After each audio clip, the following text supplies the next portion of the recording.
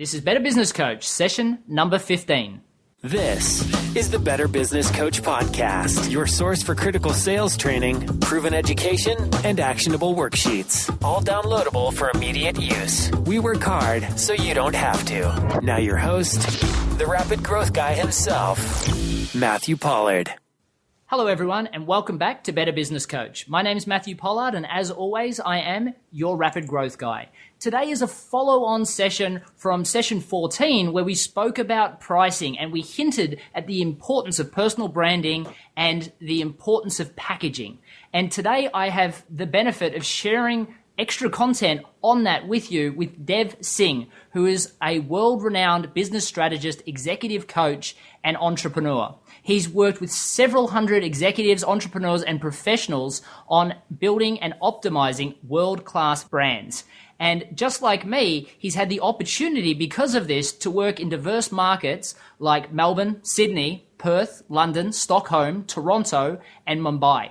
He's also worked with diverse clients ranging in industries from social enterprise, technology startups, non-profits, charities, educational institutes, senior executive teams, and major global corporations. He is also a master practitioner in NLP, so he's going to be speaking a lot of the same language and a lot of the same things that I've been sharing with you. So I'm so happy to share with you what he has to say. Dev, welcome to the show. Thank you, Matthew. Great to be here. It's great to have you. And look, you've got a wonderful show yourself, so it's an honor for me to have you on.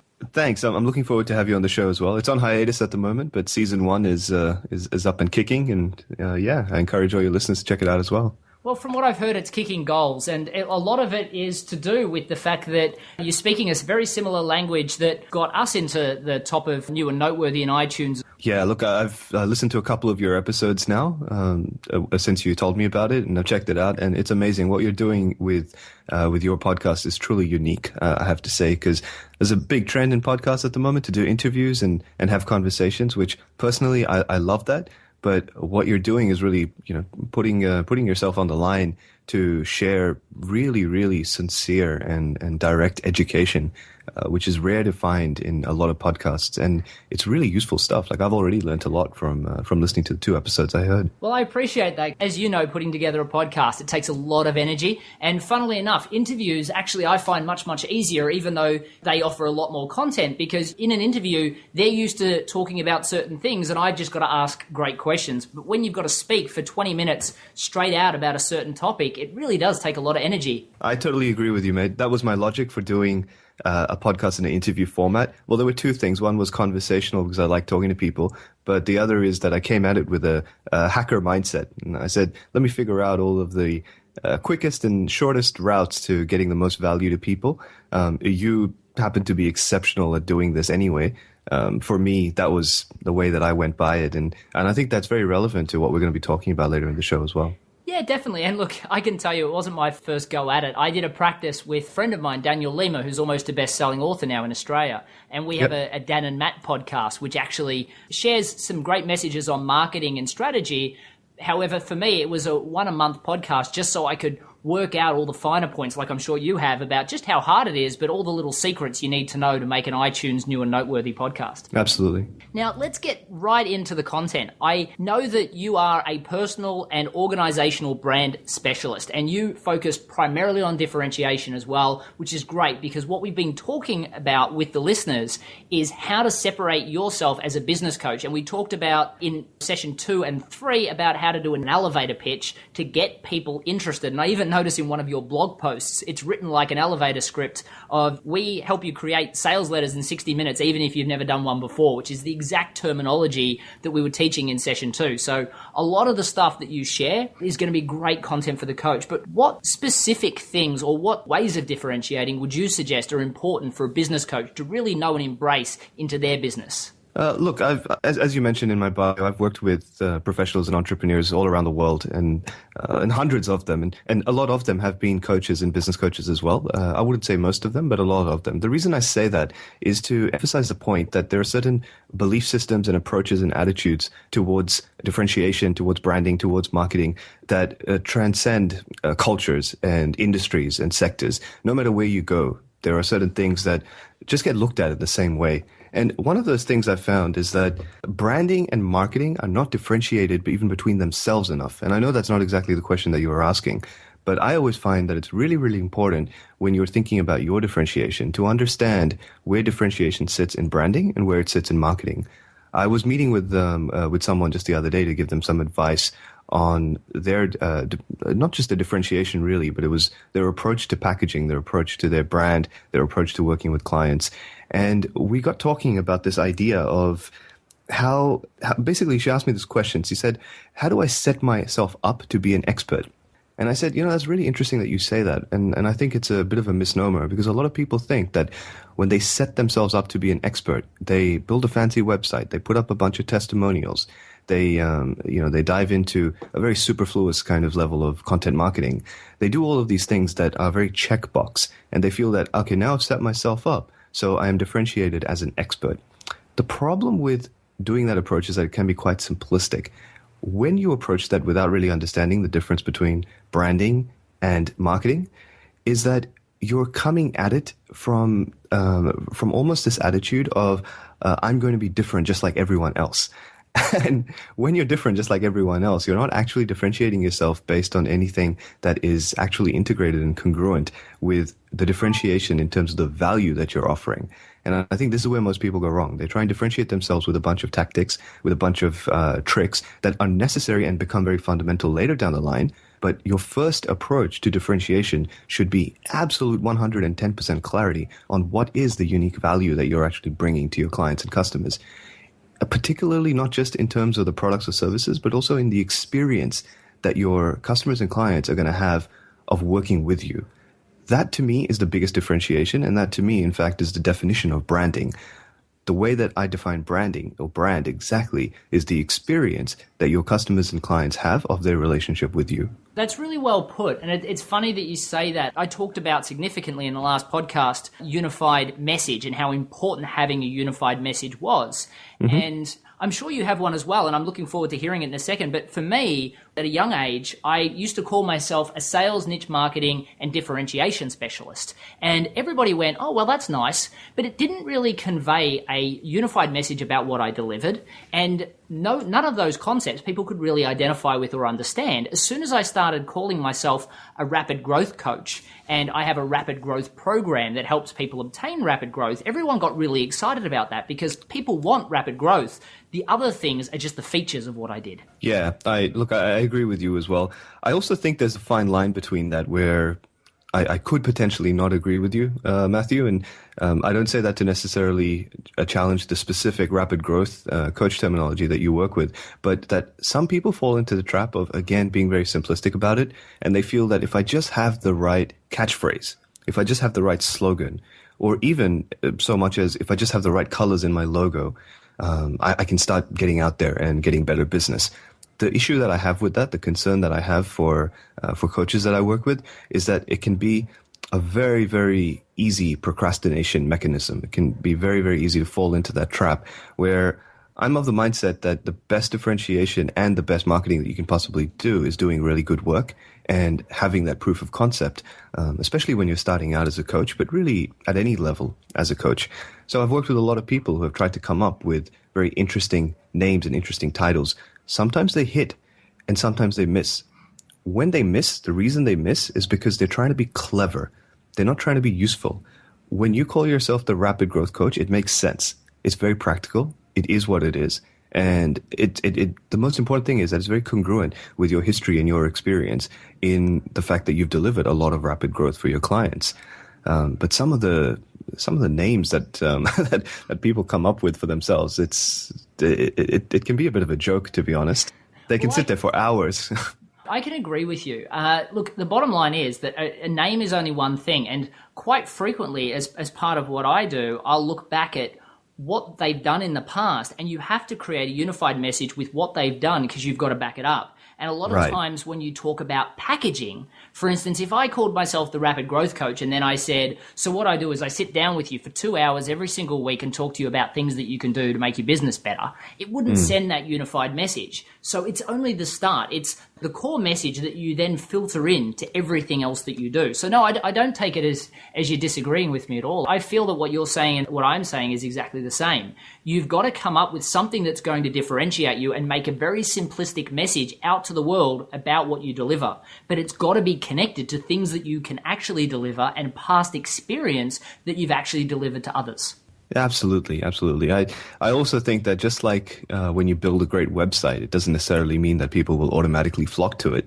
It's the same with also coming up with great terminology and brand assets. I don't call them brands because a lot of people confuse branding with having a logo and having comprehensive stationery. And I remember once I did this workshop many years ago, actually, and I walked into this little room of executives, and they said, we want to learn about branding. And I said, yep, okay, I'm here to teach you about branding.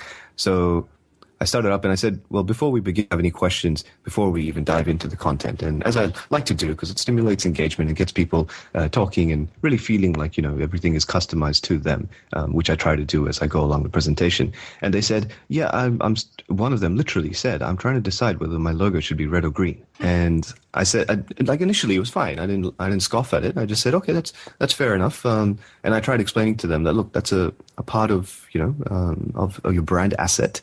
Your logo is a brand asset. It's part of branding. What we're going to do is we're going to talk about the principles of branding, the fact that it's, strategic development, articulation of your identity, your personality and values. And then part of that identity is demonstrated through your logo and your colors and all that's relevant. But we'll get to that and then we can talk about your specific case.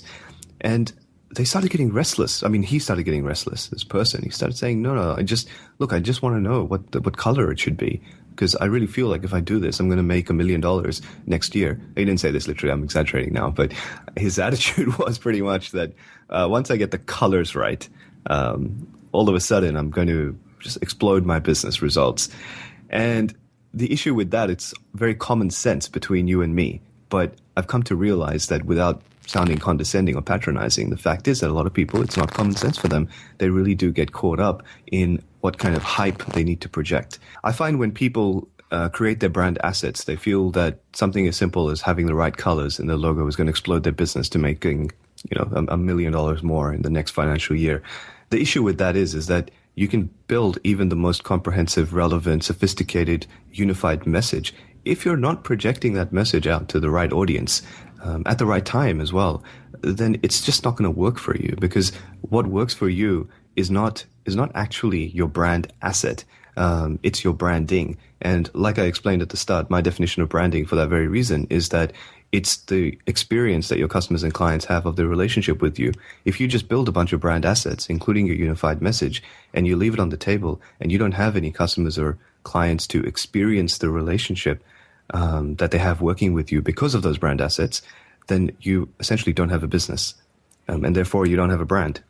Well, look, that makes perfect sense. And it really is. It's all the artifacts of the business have to be aligned with the core message, and that makes the core message make sense. If it's in its own isolation, it's not going to make your business successful. And, without making a very overly simplistic quote, it's a big matter. I mean, this focus on what color of the logos is, you know what you know what you don't know, but you don't know what you don't know. And this person just assumed that the colors of the logo were the most important thing for the success of a business. Just like so many people think, create a podcast and all of a sudden I'm going to just rapidly grow into success. And there's a lot of people currently that are getting how mortified 6 months down the track when they realize that not only do they have to have a podcast, but they actually have to have a product too. And even the fact that, something like that, where most people would assume that you need to have a product to have a platform to make money, this comes as a surprise to so many people.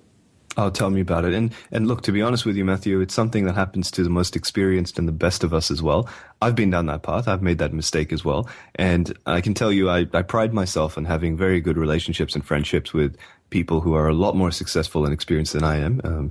One of them being yourself as well. And a lot of my friends who are a lot more experienced and just successful and multi-millionaires and award-winning entrepreneurs in their own space, who have built companies and sold companies for millions and millions of dollars, when they shift even the slightest into a different sort of sphere, such as, for example, information marketing, coming from a more traditional business background, they can fall on their face in the most just mortifying way possible. And the reason it happens is because I think they get caught up in a lot of the the overcomplicated or the oversimplistic messages that I put out there about what it takes to be successful, which is largely built around a lot of hype, but ignores fundamentals of good business sense. Part of that being, a unified message. It's just good business sense to have a unified message, whether you're a coach or you're running a fruit store. If, it really doesn't matter what business you're in. If you have a good unified message, it's going to be more effective for you.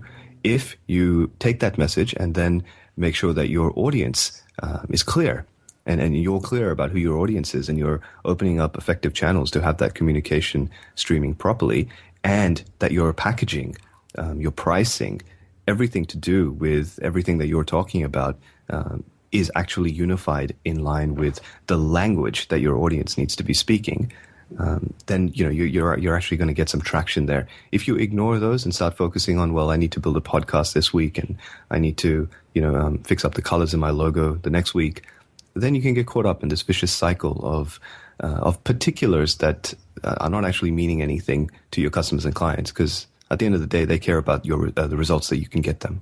Exactly right. That's why I always say find one mentor and follow that person, because so many people will listen to so many different things. And even as you spoke about these interview podcasts, one day they're interviewing somebody based on SEO and says, get yourself to the top of SEO, you'll make a fortune. The next person's about podcasting. And so you start a podcast. The next week you're talking pay-per-click advertising with Google. And the next day you're talking about direct marketing strategies. So you really do need to first create a product. And the way I get people to try and think about this is, imagine opening a shop and you provide fabulous customer service and fabulous information about many things, but you don't actually physically have anything to sell in the store. It's crazy. So you've got to build those products out and then provide all the artifacts around it to make people feel that it's worthwhile actually buying it. And then stick to the knitting and get the artifacts around what you're currently doing to support that product.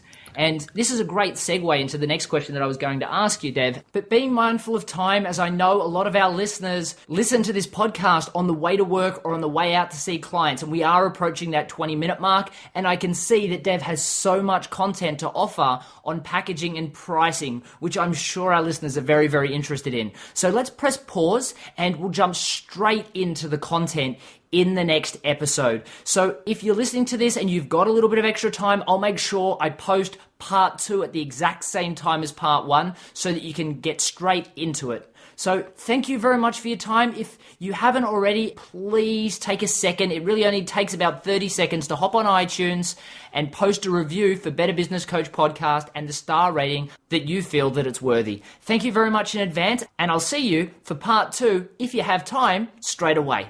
Cheers. Thanks for listening to the Better Business Coach podcast. Head over to matthewpollard.guru for links, recaps, and any downloadable templates mentioned in this and every show. Also, if you've not already rated our new podcast in iTunes, we'd love your support.